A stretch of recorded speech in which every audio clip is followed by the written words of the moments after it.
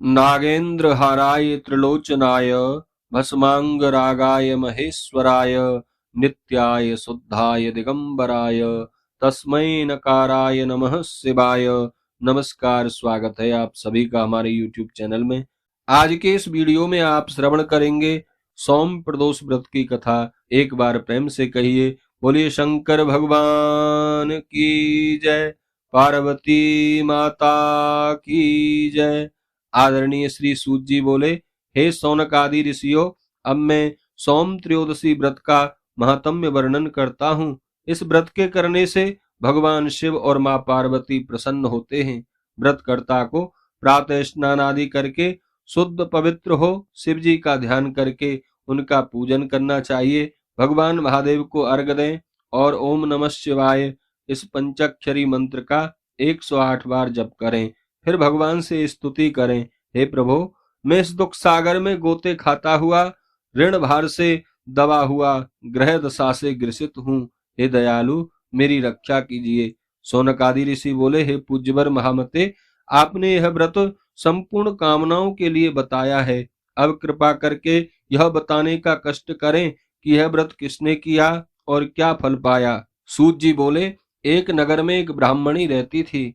उसके पति का स्वर्गवास हो गया था।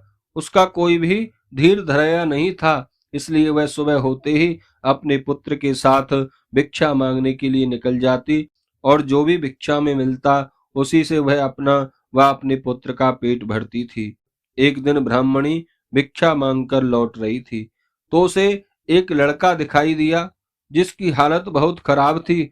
ब्राह्मण को उस पर बड़ी दया आ गई। वह उसे अपने साथ घर ले आई। वह लड़का जो था वह विदर्भ का राजकुमार था। पड़ोसी राजा ने उसके पिता पर आक्रमण करके उसके राज्य पर कब्जा कर लिया था, इसलिए वह बेचारा मारा मारा फिर रहा था। ब्राह्मणी के घर रहकर वह ब्राह्मण कुमार के साथ रहकर पलने बढ़ने लगा। एक दिन ब्राह्मण कुमार और राजकुमार खेल रहे थे।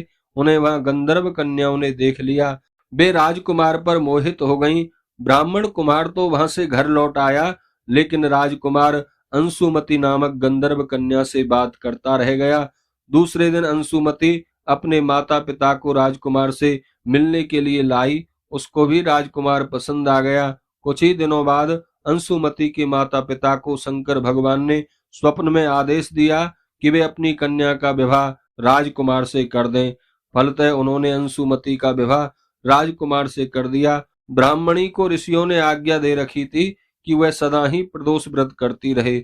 उसके व्रत के प्रभाव और गंधर्व सेनाओं की सहायता से राजकुमार ने विदर्भ से शत्रुओं को मारकर भगा दिया और अपने पिता के राज्य को पुनः प्राप्त कर लिया और आनंद पूर्वक रहने लगा।